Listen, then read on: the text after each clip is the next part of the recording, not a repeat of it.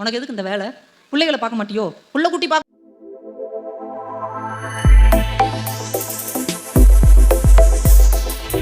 மரம் ஏன் வளர்க்குறோம் அப்படின்னா மரத்துக்காக கிடையாது. ஏன் மரங்களை நம்முடைய தமிழர்கள் இவ்வளவு நேசித்தார்கள் என்றால், அந்த அம்பலப்புலிங்கிற ஒரு மரம் பாருங்க, நடராஜரை எத்தனை மாசமா காப்பாற்றி பத்திரப்படுத்தி இருக்குது. தூங்கு மூஞ்சி மரம் அப்படின்னு ஒரு கதை. தூங்கு மூஞ்சி மரம் பார்த்துருக்குறீங்களா? அது என்னையும் தூங்கி விழுஞ்ச மாதிரியே இருக்கும். ஒருத்தர் ஒரு இடத்துல புது வீடு கட்டுறார். அந்த வீடு கட்டுற இடத்துல வாய்ப்பா முன்னாடியே ஒரு தூங்கு மூஞ்சி மரம் நல்லா பெருசாக இருக்குது. சரி, நல்ல மரம் தானே, இருந்துட்டு போட்டுன்னு விட்டுட்டாங்க. வீடெல்லாம் பால் காய்ச்சி அந்த வீட்டில் வாழ்ந்துட்டு இருக்கும்போது வர்றவங்க போகிறவங்க சொந்தக்காரங்களாம் இருப்பாங்கல்ல. இந்த உலகத்திலேயே இந்த சொந்தக்காரங்க இருக்காங்கல்ல, சொன்ன உடனே சிரிப்பு வருது பாருங்க. யார் யாரோ தேவதைகளால் அனுப்பப்பட்டவர்கள் நம்ம நம்புவோம். ஆனால் அந்த சொந்தக்காரங்க மட்டும் சாத்தானால் அனுப்பப்பட்டவங்களாக தான் இருப்பாங்க. நம்ம சந்தோஷம் இருந்தால் அவங்களால தாங்கவே முடியாது.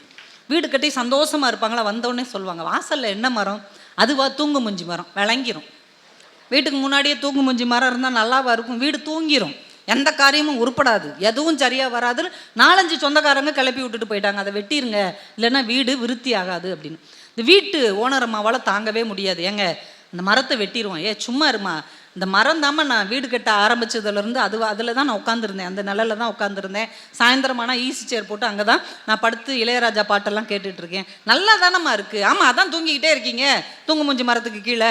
எங்கள் சொந்தக்காரங்க கரெக்டாக தான் சொல்லியிருக்காங்க, அதை வெட்டிருங்க. இந்த அம்மா அனத்தல் தாங்க முடியாமல் சரி இந்த ஞாயிற்றுக்கிழமை வெட்டிடுவோம் அப்படின்ட்டா.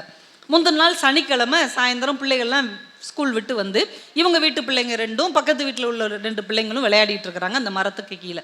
இவர் வாசல் பக்கத்தில் உட்காந்துட்டு இருக்கிறாரு. அந்த ரோட்டு மேலே போய்கிட்டு இருந்த ஒரு பாரம் சுமந்த லாரி அதோடைய பிரேக் கண்ட்ரோல் இழந்து சல்லுன்னு திரும்பி இந்த குழந்தைகளை நோக்கி வந்து பாஞ்சிருது.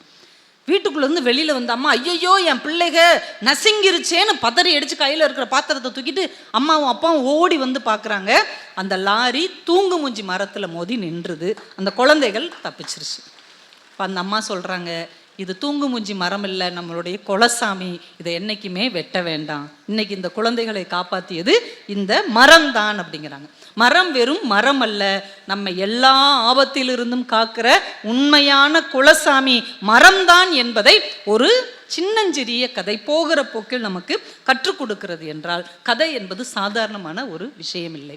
குமரி துறவி கதையை பற்றி அவர் சொன்னார்ல, அந்த நாவல் கண்டிப்பாக படிங்க. உண்மையிலே மங்களகரமான ஒரு நாவல். ரொம்ப மனசார அதை நீங்கள் வாசிச்சிங்கன்னா ஒரு 2-3 இடத்துல உங்களுக்கு கண்ணே கலங்கிடும்.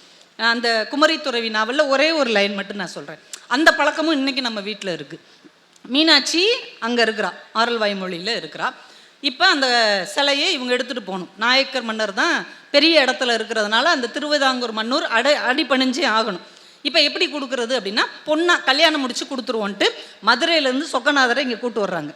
மதுரையிலேருந்து சொக்கநாதர் சிலை, முருகன் சிலை, பிள்ளையார் சிலையெல்லாம் இங்கே எடுத்துகிட்டு வர்றாங்க.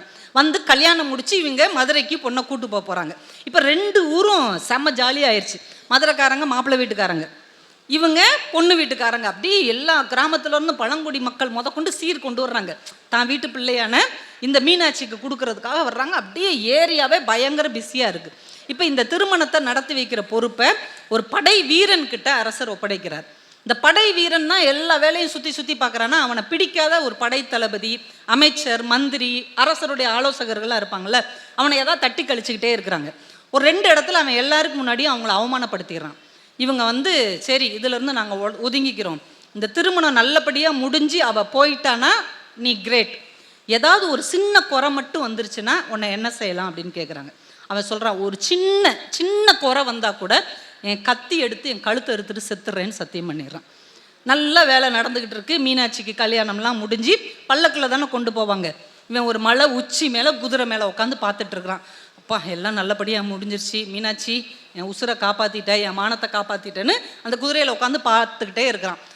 ராதாபுரம்ன்ற ஒரு எல்லையை தாண்டிட்டா நம்ம பொறுப்பு முடிஞ்சிருச்சு. அதுக்கப்புறம் அது மதுரைக்காரங்களுடைய பொறுப்பு.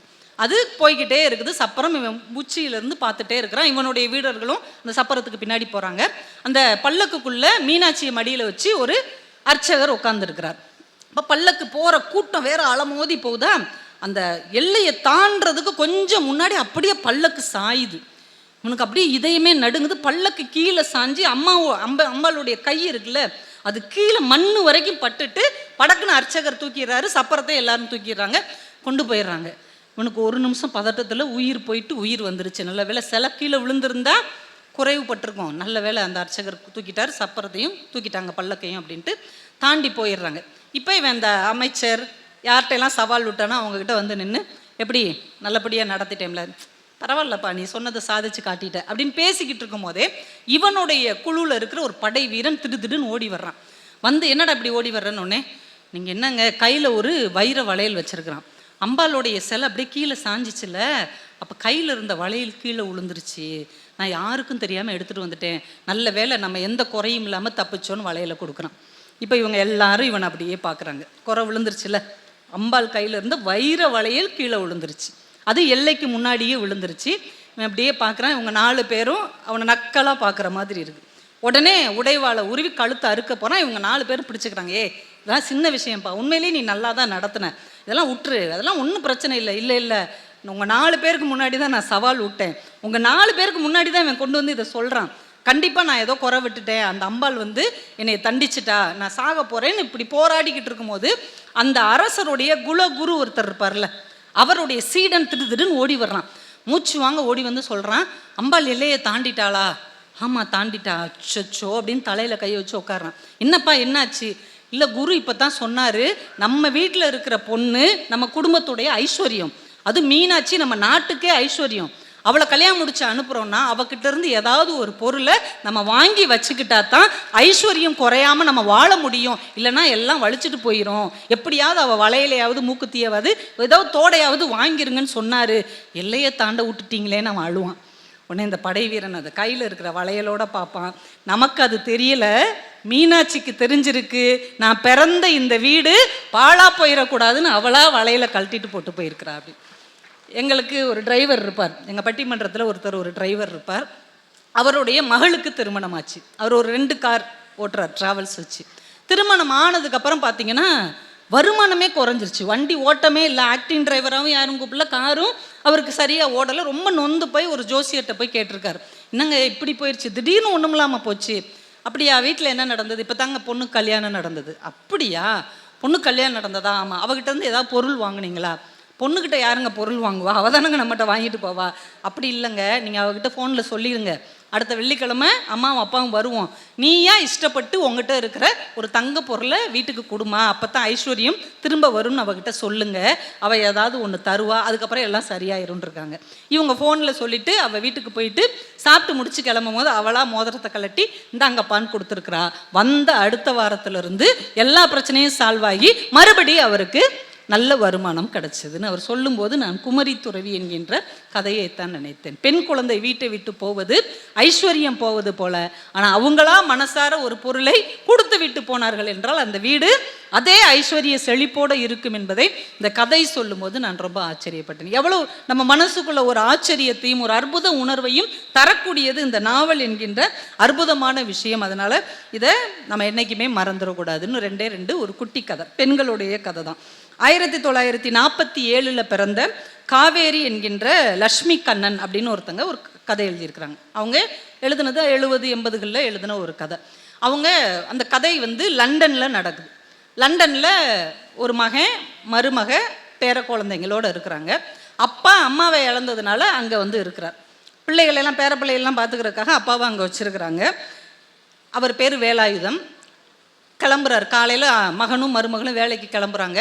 சாவியை கரெக்டாக எடுத்துக்கோங்க, கொடையை எடுத்துக்கோங்க, செருப்பை போட்டுக்கோங்க, என்னத்தையாவது தொலைச்சிட்டேன்னு சொல்லி எங்கள் உயிரை வாங்காதீங்கன்னு மருமக அவரை ரொம்ப கோவமாக திட்டுறாங்க. இல்லைம்மா எல்லாத்தையும் எடுத்துக்கிட்டேன். ஆமாம் இப்படித்தான் அன்றைக்கி சாவியை வச்சுட்டு போயிட்டீங்க, இது என்ன நம்ம ஊர் மாதிரியா பக்கத்து வீட்டில் போய் உட்காந்துக்கிட்டு திண்ணையில் உட்காந்துக்கிட்டு இருக்கிறதுக்கு நடு ரோட்டில் நின்னீங்க, இனிமேல் இந்த மாதிரிலாம் பண்ணாதீங்க அப்படின்னு அவரை திட்டி விட்டுட்டு போயிடுறாங்க. சரின்னு இவர் சாவியெல்லாம் பூட்டி கொடையெல்லாம் எடுத்து கரெக்டாக ரயில்வே ஸ்டேஷனுக்கு போய் ஏறி உட்காந்து டிக்கெட் எடுத்து குறிப்பிட்ட ஸ்டாப்பில் இறங்கி இன்னொரு ட்ரெயினில் ஏறி ஒரு பார்க்கில் போய் உட்காந்து சாயந்தரம் வரைக்கும் பொழுதை கழிச்சிட்டு வர்றார். அவருக்கு மனசுக்கு ரொம்ப வருத்தம், நம்ம மனைவி மட்டும் உயிரோடு இருந்தானா நம்ம ஏன் இந்த லண்டனில் வந்து கஷ்டப்பட போகிறோம், ஊரில் இருந்திருப்போம், காஃபினா என்னமா ஒரு காஃபி போடுவா, இங்கேயும் கொடுக்குறாங்களே காஃபி வெறும் வெண்ணி தண்ணி மாதிரி இருக்குன்னு அவர் மனசுக்குள்ளே கதைகள் எல்லாம் நினச்சி வேதனைப்பட்டுட்டே இருக்கிறார். வீட்டுக்கு இப்படி வந்து டெய்லி இவங்க மகனும் மகளும் வேலைக்கு போன உடனே இவர் வீட்டுக்குள்ளே அடைஞ்சு கிடக்கிறதுக்கு சங்கடப்பட்டுட்டு இப்படி 2 ஸ்டேஷன் போயிட்டு சாயந்தரம் வீட்டுக்கு வந்து சேருவார்.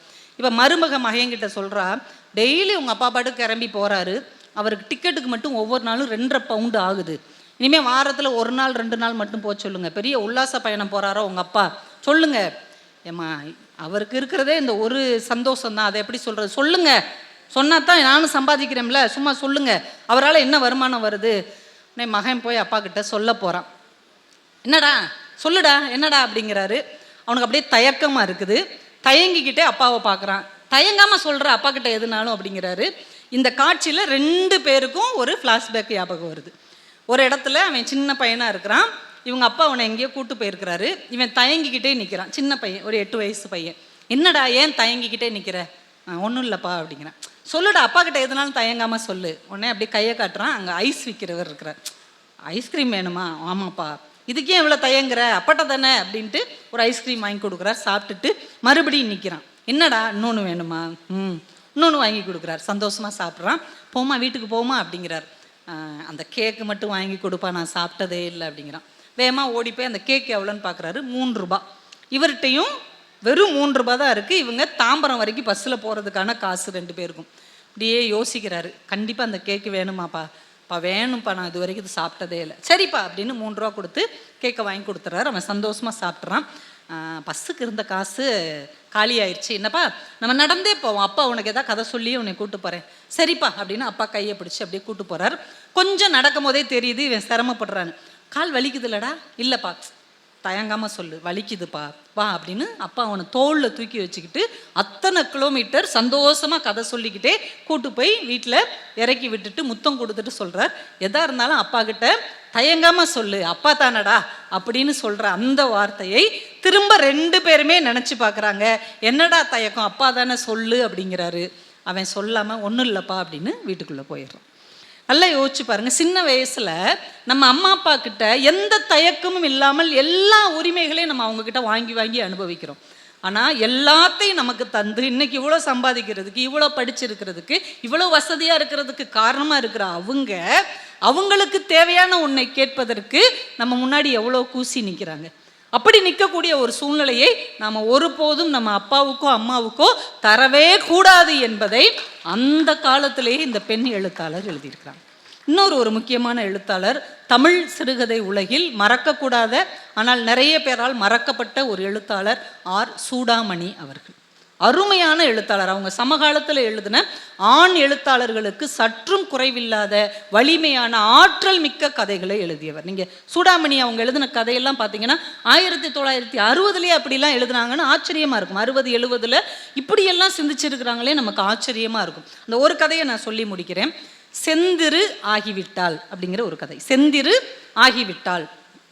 அந்த கதையில் அந்த அம்மா பேர் செந்திரு. செந்திருங்கிற பேர் எந்த ஏரியாவில் வைப்பாங்கன்னு தெரில.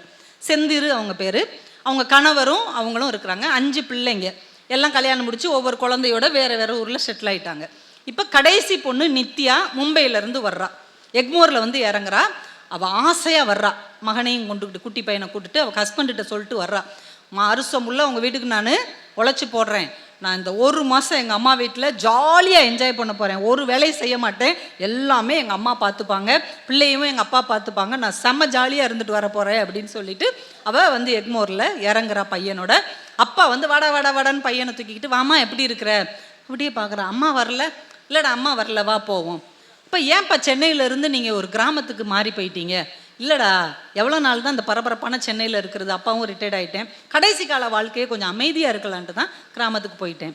சரி, இங்கேருந்து காஞ்சிபுரம் போய் அங்கேருந்து பஸ் இருக்குமா இல்லை மாட்டு வண்டியில் கூட்டு போவீங்களா? அதெல்லாம் பஸ்ஸெல்லாம் இருக்குடா, வாடா அப்படின்னு அவங்க அப்பா கூட்டு வர்றாரு. அவளுக்கு வருத்தம். எப்பயுமே ஊருக்கு வந்து அம்மா தான் முதலாக வந்து நிற்பாங்க.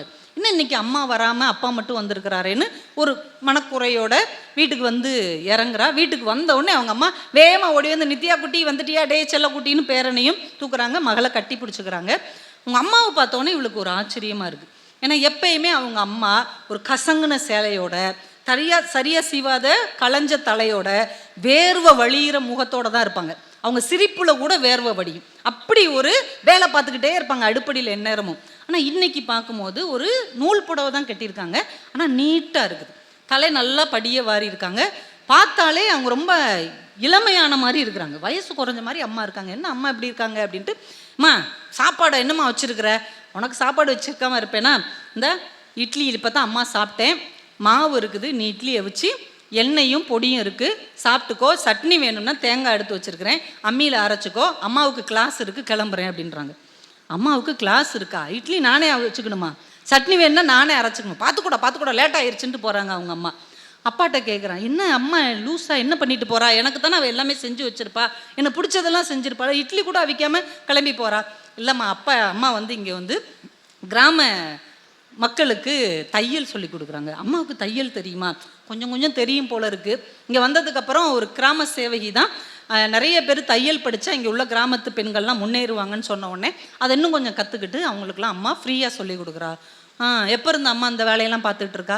இந்த கிராமத்துக்கு வந்ததுலேருந்தே பார்த்துட்ருக்குறா. வயசானவங்க இருந்தாங்கன்னா அவங்க ஆஸ்பத்திரிக்கு கூட்டு போகிறது, ஏதாவது லோன் வேணும்னா அதுக்கு சப்போர்ட் பண்ணுறது, முதியோர் கல்வி இதெல்லாம் பண்ணிக்கிட்டு இருக்கா. எதுக்கு அம்மாவுக்கு இந்த வேண்டாத வேலை? ஏம்மா அப்படி சொல்கிற? உங்களையெல்லாம் அம்மா செட்டில் பண்ணிட்டா, இப்போ அவளுக்கான உலகத்தில் வாழ்கிறா. என்ன அவளுக்கான உலகத்தில் வாழ்கிறா? அப்பா சிரிச்சுட்டே சொல்கிறார், இப்போ தான் அவங்க அம்மா செந்துரு ஆகிவிட்டாள். செந்துரு ஆகிவிட்டாள் என்னம்மா சொல்கிற? இவ்வளோ நாளும் உங்களுக்கெல்லாம் அம்மாவாக இருந்தா, இப்போ தான் அவளாக மாறி இருக்கிறா, உடேன் அப்படிம்பாரு. சரி ரைட்டு அப்படின்னு சொல்லி அவள் வீட்டில் போய் அவளை இட்லியை வச்சு சாப்பிட்டுட்டு மத்தியானமாவது அம்மா என்ன செய்கிறான்னு பார்ப்போன்னு உட்காந்துருப்பா. மத்தியானம் ஒரு லேடி அவங்க அம்மா கூப்பிட்டு வருவாங்க. கிட்டத்தட்ட அவங்க வயசில் இருப்பாங்க. அந்த பெண்மணி, நான் தான் இந்த கிராமத்துடைய சேவகி, உங்கள் அம்மா வந்ததுக்கப்புறம் இந்த ஊரே மாறிடுச்சு தெரியுமா, எல்லாருக்கும் அவ்வளோ உதவி செய்கிறாங்க, அது செய்கிறாங்க இது செய்கிறாங்கன்னு அவங்க அம்மாவை பற்றி மகக்கிட்ட புகழ்வாங்க.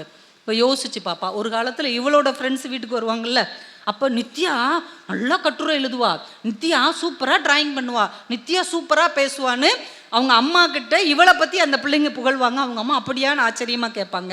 ஆனால் இப்போ அம்மாவை பற்றி ஒருத்தவங்க வந்து புகழ்கிறத கேட்க கேட்க இவளுக்கு எரிச்சலாகவும் இருக்கும், ஆச்சரியமாகவும் இருக்கும். சரிங்க இருக்கட்டும், நீங்கள் எத்தனை பிள்ளைங்கம்மா? நீ ஒருத்தி தானா? இல்லை எனக்கு 2 அண்ணன் 2 அக்கா இருக்குது, எல்லாம் கல்யாணமாகி வேறு ஊரில் இருக்காங்க. அப்படியா?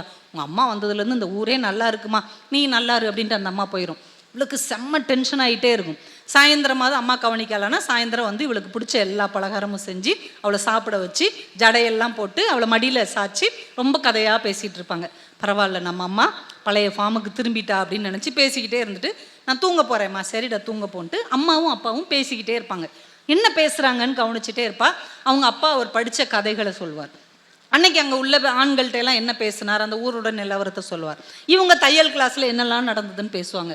இப்போ என்னமோ பெரிய பிரதமரும் முதல்வரும் பேசிக்கிற மாதிரி இல்லை அம்மா அப்பா பேசிக்கிறாங்க. முன்னாடிலாம் நம்மளை பற்றி தானே பேசுவாங்க, பெரிய ஊர் உலகம் பேசுகிறாங்கன்னு எரிச்சல் பட்டுட்டே பிறண்டு படுத்துட்டு இருப்பா. இவங்க அம்மா டம்ளரில் பால் கொண்டு வந்து இந்தா குடிச்சிட்டு படு, அப்போ தான் உனக்கு தூக்கம் வரணுன்னே. சரி அம்மாவாக தான் இருக்காங்கன்னு குடிச்சிட்டு படுத்துருவா. மறுநாள் பார்த்தா காலையில் அம்மா யார்கிட்டயோ பேசிக்கிட்டு இருக்கிற மாதிரி இருக்கும். சமையல் பண்ணிகிட்டு இருக்கும்போது வந்து பார்த்தா ஒரு சின்ன பிள்ளை வந்து நிற்கும். என்னடா அப்படின்னு அம்மா கேட்பாங்க. இல்லை சாயந்தரம் தானே மியூசிக் கிளாஸ் வருவேன், இன்றைக்கி நாங்கள் எங்கேயோ ஊருக்கு போகிறோம்மா, அதனால் காலையிலே எனக்கு கிளாஸ் எடுத்துருங்களேன்னு ஒரு சின்ன பிள்ளை வந்து நிற்கும். மியூசிக் கிளாஸா அப்படின்னு இந்த பிள்ளை பார்த்துட்ருக்கும். அவங்க அம்மா சொல்லுவாங்க, டேய் காலையில் எனக்கு சமைக்கிற வேலை இருக்கேடா, சாயந்தரம் தானே உனக்கு அந்த நேரத்தை ஒதுக்கியிருந்தேன். இல்லை எனக்கு காலையில் சொல்லுங்கன்னு அந்த பாப்பா கேட்டவுடனே இவங்க அப்பா சொல்வார், போயேம்மா அந்த பிள்ளை அக்கறையாக வந்திருக்குதுல்ல, ஒவ்வொரு பிள்ளைங்க நல்லதாக போச்சுன்னு ஓடி இருக்கும்ல, போ நான் இந்த சோறை தானே வடிக்கணும், நான் வடிக்கிறேன்னு அவங்க அப்பா கிச்சனுக்குள்ளே போயிடுவார். இந்த அம்மா போய் சுருதி பெட்டியோட அந்த பிள்ளைக்கு பாட்டு சொல்லி கொடுக்கும். இவளுக்கு அதிர்ச்சியாக இருக்கும், என்னப்பா அம்மா என்ன பண்ணுறாங்க, பாட்டு சொல்லி கொடுக்குறா, பக்கத்தில் உள்ள பிள்ளைங்களுக்கு பாட்டு சொல்லி கொடுக்குறா. அம்மாவுக்கு பாட தெரியுமா? நிஜமாவே அம்மாவுக்கு பாட தெரியுமா? அம்மாவுக்கு பாட தெரியுமான்னு எனக்கு இங்கே வந்தாம்மா தெரியும்.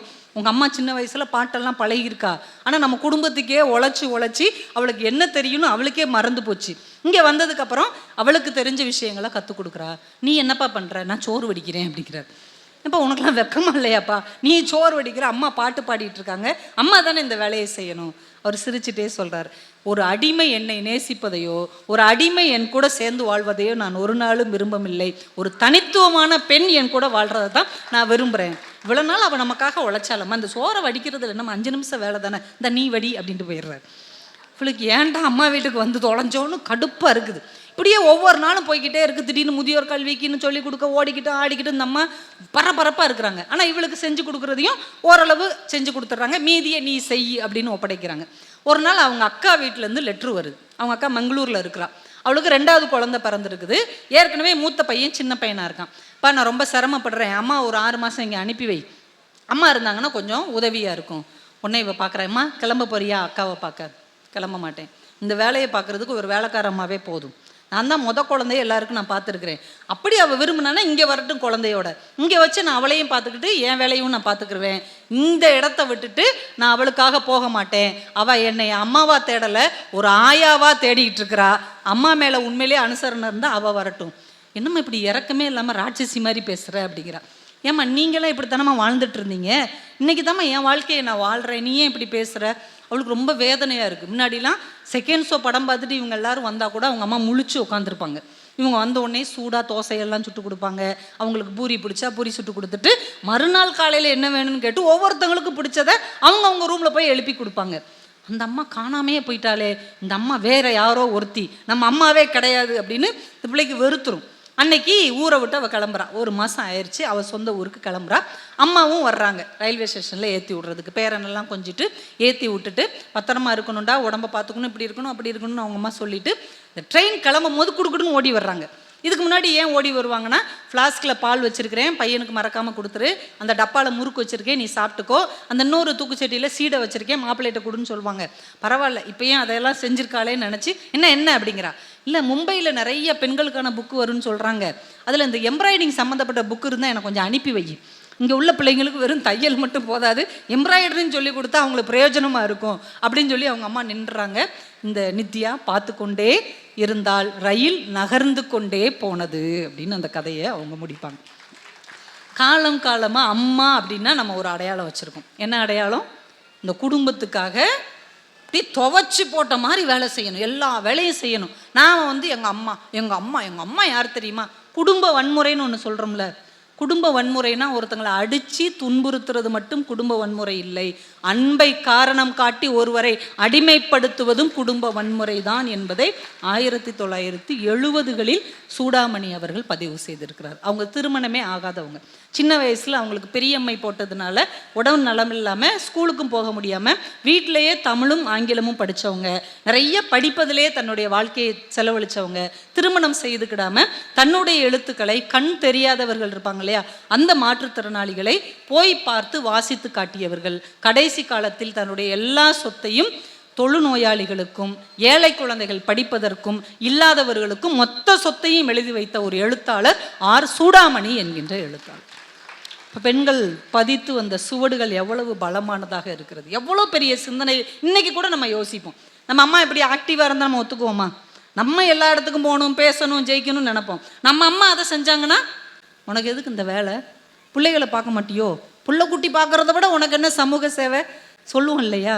ஆனால் ஒரு அம்மாவுக்குள்ளும் ஒரு இதயம் இருக்கிறது, அவளுக்குள்ளும் ஒரு சிங்கப்பெண் இருக்கிறாள், அவளுக்குள்ளும் ஒரு ஆற்றல் மிகுந்த வலிமை மிக்க ஒரு மனுஷி இருக்கிறாள் என்பதை பதிவு செய்த முதல் கதை செந்திரு ஆகிவிட்டாள். அதுவரைக்கும் அம்மாவாகவும் மனைவியாகவும் இருந்தவள் தானாக மாறிவிட்டாள். என் இனிய நண்பர்களே, இந்த மார்ச் 8 பெண்கள் நீங்களாக இருங்கள், உங்கள் கனவுகளுக்காகவும் நேரம் ஒதுக்குங்கள், உங்கள் லட்சியங்களுக்காகவும் கொஞ்சம் இடம் ஒதுக்குங்கள். ஆண்களாக இருக்கக்கூடிய அன்பிற்கினியவர்கள் அவங்களுக்கான வெளியை தயவு செய்து அவர்கள் எடுத்துக்கொள்வதற்கு அந்த அப்பா மாதிரி நீங்களும் இடம் கொடுங்கள் என்று சொல்லி, வீட்டில் இருக்கிற பிள்ளைகள் அதற்கு ஒத்துழையுங்கள் என்று சொல்லி, இவ்வளவு சிறப்பான ஒரு மாமன்றத்தில் கொஞ்ச நேரம் கதைப்போமா என்கின்ற தலைப்பில் கதை சொல்லுவதற்கு வாய்ப்பு கொடுத்த அத்துணை நல்ல உள்ளங்களுக்கும் நன்றி கூறி விடைபெறுகிறேன். நன்றி, வணக்கம்.